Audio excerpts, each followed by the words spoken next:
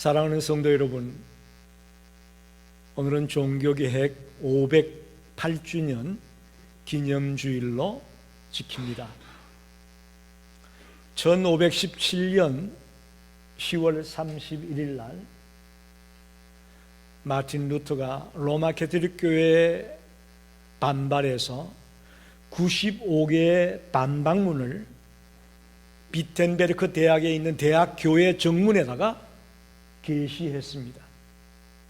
그날을 종교개혁의 시작일로 우리가 보고 있습니다.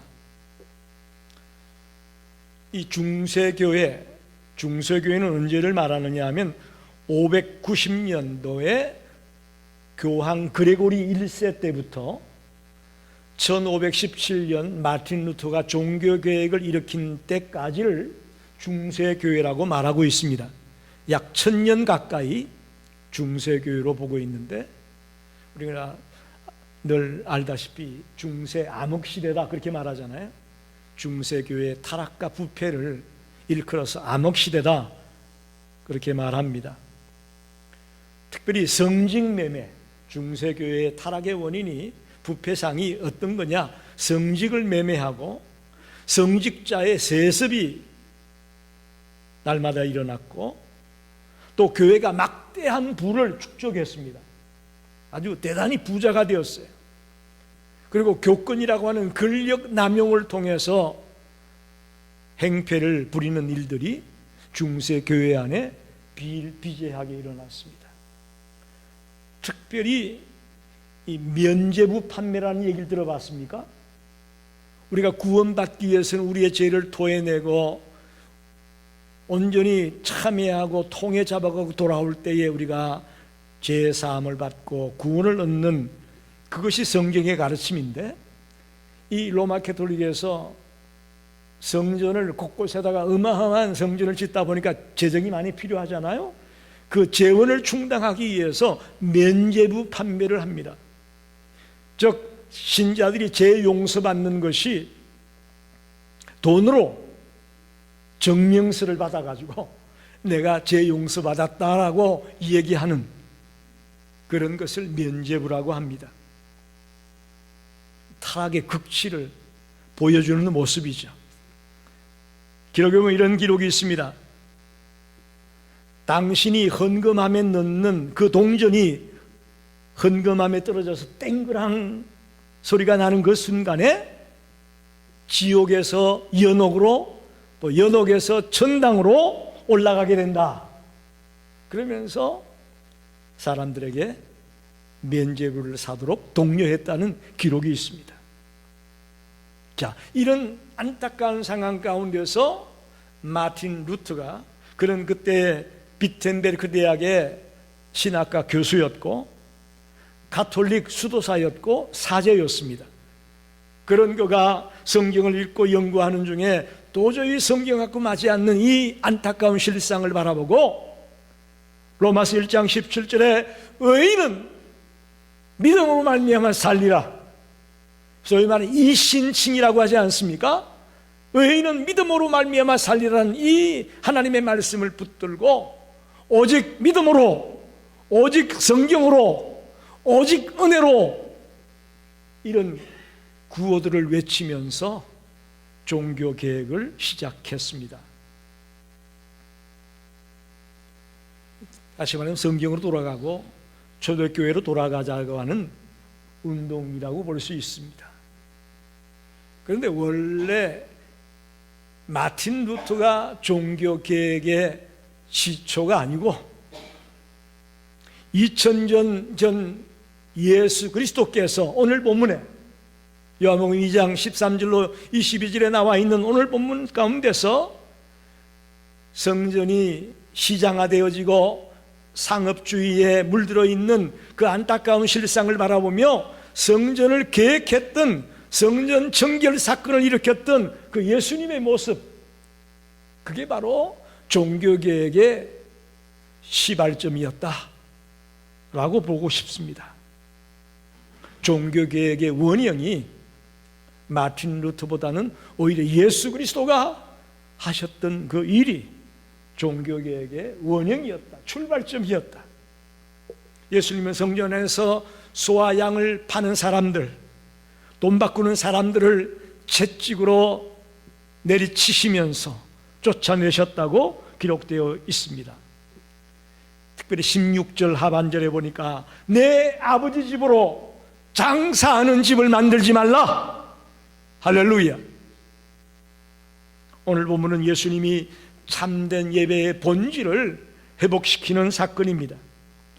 저는 예수의 종교개혁이다, 이렇게 말하고 싶습니다.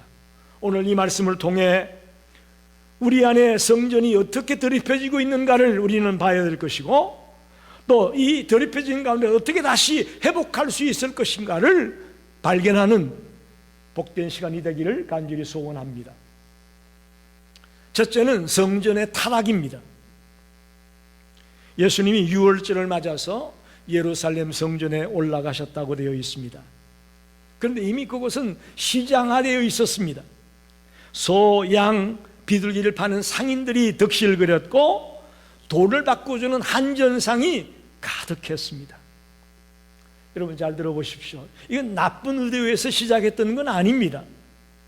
멀리서 온 사람들이, 특히 유대인들은 1년에 3번 꼭 절기를 지키잖아요. 그런 절기 때가 되면 디아스포라, 흩어졌던 유대인들이 절기를 지키려고 많은 타국에서부터 예루살렘으로 몰려왔습니다. 근데 자기 고향에서 올 때부터 짐승을 끌고 올 수는 없잖아요. 그죠? 그러니까 성전 가까운 곳곳에 짐승을 파는 곳이 생겼어요. 그래서 멀리서 온 사람들이 제사에 쓸 짐승을 준비하기 어렵기 때문에 그들을 위해서 짐승을 팔았다. 또 돈을 바꾸는 일은 왜 필요했느냐? 그 당시 로마의 지배하에 있었는데 로마에 쓰는 화폐는 데나리온이라는 동전을 사용했습니다. 데나리온. 그런데 꼭 성전세는 유대인의 돈인 세겔이라는 돈으로 들이게 되어 있습니다. 그러니까 데나리온을 세겔로 바꿔주는 한전상이 필요한 거죠. 그러니까 따져보면 그들의 시작은 나쁜 의도에서 시작된 것은 아니었습니다. 그런데 편의가 목적을 삼키게 되고 그렇게 되자 신앙이 타락하기 시작했습니다. 하나님께 드려야 할 예배가 이익의 수단으로 변해버렸습니다. 성전은 더 이상 예배하는 장소가 아니라 돈벌이 장소로 바뀌었습니다. 거룩한 공간이 세속적인 거래의 공간으로 바뀌어지고 말았습니다. 특별히 당시 제사장들이 타락했는데 금전 수술을 통해 가지고 예물 바치는 순서가 있지 않습니까? 먼저 온 사람이 먼저 바치게 되는 게 아니겠습니까? 근데 금전 수술을 통해 가지고 늦게 왔지만 먼저 제사를 드릴 수 있도록 순서를 바꿔주는 거예요. 아주 원초적인 부정행위들이 소위 말하는 종교 지도자들 가운데서 자행되었습니다. 그러니까 성전 안에 들어온 상업주의가 판을 치고 있었다는 겁니다. 이게 예수님이 분노하신 이유입니다. 예배의 중심이 하나님이 되어야 되는데 인간이 되었습니다. 기도하는 집이 장사하는 집으로 바뀌었습니다. 그래서 오늘 예수님은 분노하는 그런 모습까지 우리가 느끼게 되잖아요. 채찍을 들고 내리치면서 웃으면서 하진 않겠죠. 예수님이 거룩한 분노를 품고 이 일을 자행했던 이유가 뭐냐? 하나님의 집을, 기도하는 집을 장사하는 집으로, 시장터로 바꾸어놓은 게 안타까운 실상을 바라보며 거룩한 분노를 바랄 수밖에 없었다라고 보는 겁니다. 그러면 여러분, 과연 예수님 당시에 이 예루살렘 성전과 그 당시에 기독교, 그 당시에 교회들만 타락했을까요? 오늘은 멀쩡할까요? 여러분 가만히 생각해 보십시오. 오늘 21세기에 이 땅에 있는 모든 교회들이 도전받아야 될 것입니다. 우리도 모르는 사이에 우리 속에도 타락이 들어와 있고 세속화되어져 있고 심지어는 교회 안에도 상업주의가, 물질주의가, 편리주의가 판을 치고 있지 않습니까? 형식이 있습니다. 건물이 있습니다. 다양한 프로그램이 있습니다. 그러나 하나님을 향한 순수한 마음을 찾아오기 어렵습니다. 또 예배 드릴 때마다 예배의 감격에 젖어가지고 눈물을 흘리며 기쁨의 찬양을 올려드리며 말씀을 들을 때마다 아멘 아멘 하면서 감격하는 그 예배의 감격이 점점 무뎌지고 있습니다. 제가 학생 때 또 청년 때 예배 드리는 모습을 생각하면 항상 손수건이 있어야 돼요. 교회에 올 때면 꼭 손수건을 갖고 와야 됩니다. 찬양하다가도 눈물이 나오고, 기도하다가도 눈물이 나오고, 말씀을 듣다가도 나에게 주시는 말씀으로 찔림을 받고 눈물을 쏟는 일들이 비일비재했습니다. 그러나 오늘 현대인들의 예배드리는 모습을 바라보면 그 감격을 찾아보기 어렵습니다. 사람은 많은데 하나님이 계시지 않는 예배, 여러분 생각해 보셨나요? 예수님께서는 그런 종교의 현실을 보시며 이건 예배가 아니야! 라고 외치는 거예요. 채찍을 들고 상을 뒤집어엎고 쫓아내고 하는 이 모습은 이건 예배가 아니야, 이건 성전이 아니야 라고 외치는 것과 같습니다. 이 성전의 타락을 주님은 꾸짖으셨습니다. 두 번째로 생각할 것은 그럼 어떻게 성전을 정화할 거냐? 예수님은 노끈으로 채찍을 만드셔서 그들을 쫓아내셨는데 이걸 일컬어서 예수님이 감정적인 분노를 가진 게 아니냐, 이모셔널 앵거가 아니냐? 아닙니다. 이 예수님의 노끈으로 채찍을 만들어 들고 치는 행위는 감정적 분노가 아니고 홀리 앵거라고 우리는 표현합니다. 거룩한 분노로서의 채찍질이었습니다. 14절 15절 보면 성전 안에서 소와 양과 비둘기 파는 사람들과 돈 바꾸는 사람들이 앉아있는 것을 보시고 노끈으로 채찍을 만드사 양이나 소를 다 성전에서 내쫓으시고 돈 바꾸는 사람들의 돈을 쏟으시며 상을 엎으시고, 이렇게 말합니다.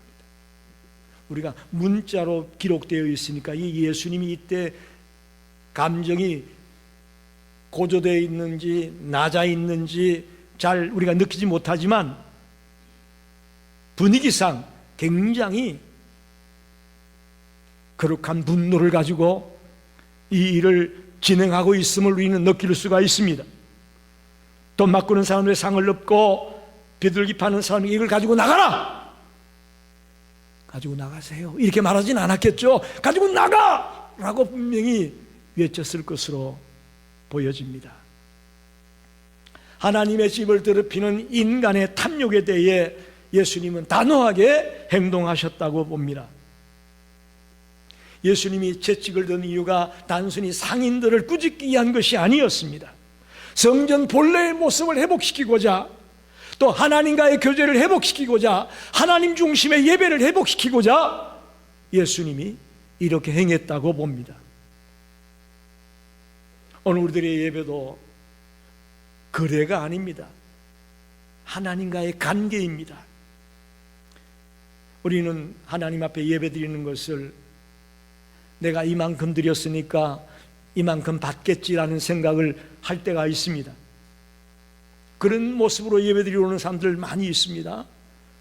예배 드리러 안 가면 벌 받아.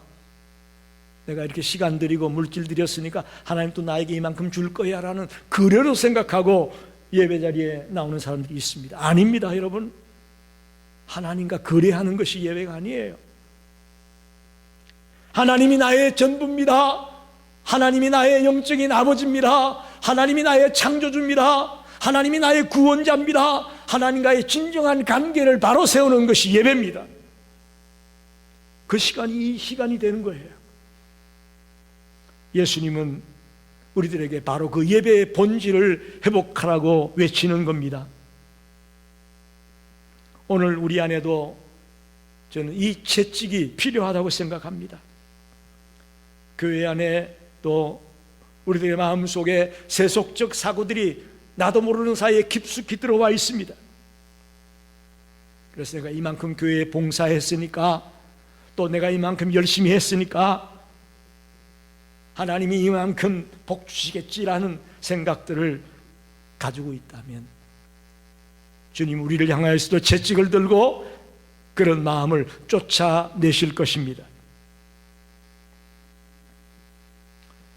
얼마 전에 집사람하고 밥을 먹다가 그동안 내가 기침이 자꾸 나왔었는데 지금 많이 좋아졌다 내가 그랬더니 어떻게 해서 좋아졌어? 그래서 제가 그랬어요. 위산역류약도 먹고 또 조근사님이 소개해 준 알로에 그 물도 마시고 등등 그래서 좋아졌다. 그러니까 집사람이 딱 하는 말이, 하나님 앞에 기도해서 고침받았다는 얘기는 안 하고 위산역류약 먹고 알로에 먹고 뭐 이래가지고 나섰다고 목사가 그러니 안타깝다고 이야기하는 말을 듣는데 제가 뜨끔했어요. 새벽마다 기도 열심히 했거든요. 그런데 그건 얘기도 안 하고 세상적인 방법으로 이것 먹고 뭐 신과일 같은 거 안 먹고 뭐 이래가지고 내가 좋아진 것 같다라고 얘기했더니 사모가 바르게 일러주는 거 있죠. 그렇습니다. 우리도 모르는 사이에 우리는 하나님 중심에서 벗어나 있는 우리들의 모습을 발견하게 되는 겁니다. 진정한 계획이 뭐냐? 내 마음의 성전을 정결케 하는 것이고 내 마음이 하나님 중심으로 돌아오는 것임을 믿으시길 바랍니다. 그게 진정한 계획인 거예요. 마지막으로 새로운 성전을 생각해 보려고 합니다. 유대인들이 예수님께 묻습니다. 18절에 내가 이런 일을 행하니 무슨 표적을 우리에게 보이겠는가? 그때 예수님이 이렇게 말씀합니다. 너희가 이 성전을 헐라 내가 사흘 동안에 일으키리라. 할렐루야. 즉 이 말을 예수님이 했을 때 이 말을 들은 사람들은 어떻게 오해했느냐? 예수님이 예루살렘 성전 건물을 헐어서 다시 짓는 걸로 생각을 했습니다. 그래서 46년 동안 지은 이 건물을 네가 3일 만에 짓는다고 그렇게 말하잖아요. 그러나 예수님은 그 예루살렘 성전 건물을 말한 것이 아니라 자기 몸을 이야기한 것입니다. 십자가와 부활을 통해 새 성전을 말씀하신 것입니다. 예수님의 몸이 무너지고 다시 살아나심으로 더 이상 사람의 손으로 지은 성전이 필요 없게 될 것이라는 말씀입니다.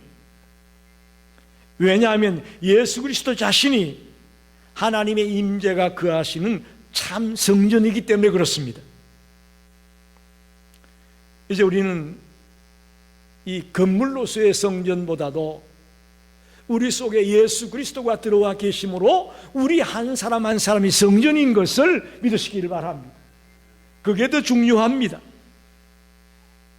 너무나 많은 사람들은 눈에 보이는 건물로서의 교회만을 생각하기 쉬운데 눈에 보이지 않는 우리 예수 그리스도를 믿는 크리스찬 한 사람 한 사람 속에 예수님을 모시고 있을 때에 그것이 바로 성전이고 그것이 바로 교회라는 것을 잊어서는 안 될 겁니다.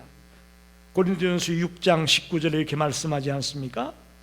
너희 몸은 너희가 하나님께로부터 받은 바 너희 가운데 계신 성령의 전인 줄을 알지 못하느냐? 우리 몸 속에 성령의 전이 있다고 말합니다. 너희는 너희 자신의 것이 아니다. 할렐루야. 저와 여러분이 우리 게 아니라는 거예요. 내 게 아니라는 거예요. 놀라운 말씀입니다.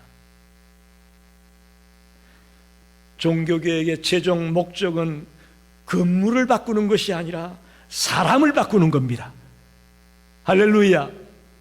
이 시카고 열린 교회가 오늘 종교교회 기념주의를 맞아서 우리 한 사람 한 사람이 변화되고 새로워지게 되기를 간절히 원합니다. 그게 종교계획인 거죠. 어떤 교회의 모양 바뀌는 그거는 상관없어요. 우리 한 사람 한 사람이 거룩한 성전으로 다시 세워지는 것, 그것이 바로 예수님의 종교계획의 완성입니다. 말씀을 정리합니다. 오늘 예수님이 성전 정화 사건을 보여주고 있는데, 이건 단순히 분노하는 장면이 아니라 하나님의 백성을 새롭게 계획하고 새롭게 변화시키는 운동이었음을 깨닫게 됩니다. 마틴 루터는 이런 구호를 외쳤다고 했죠. 오직 믿음, 오직 성경, 오직 은혜, 이런 걸 외쳤는데 그 라틴으로 이렇게 말합니다. 솔라 피데, 솔라 그라티아, 솔라 스크립투라. 이게 마틴 루터의 구호였다면 예수님의 구호는 조금 다릅니다. 오직 하나님께 영광, 솔리 데오 글로리아, 오직 그리스도, 솔루스 크리스토스, 솔라 베리타스, 오직 진리. 예수님도 나름대로 구호를 외쳤다고 봅니다. 오직 하나님께 영광을 돌리고 오직 그리스도로 또 오직 진리로 나아갈 것을 외쳤습니다. 여러분, 우리의 교회가, 우리의 예배가, 우리의 삶이 하나님 중심으로 계획되기를 간절히 소원합니다. 아무리 예배드려도 감격이 없고 은혜가 없고 기쁨이 없는 예배라면 하나님 중심의 예배가 아닐 수 있습니다. 거룩한 분노로 상을 엎으시고 십자가 부활의 성전으로 새롭게 하셨던 예수님처럼 우리도 그분 앞에서 우리의 마음을 새롭게 하고 새롭게 변화되는 역사가 일어나기를 원합니다. 508년 전에 마틴 루터가 일으켰던 그 종교개혁 한 번만으로 끝나서는 안 됩니다. 끊임없이 지금도 저는 종교개혁이 일어나야 된다고 믿습니다.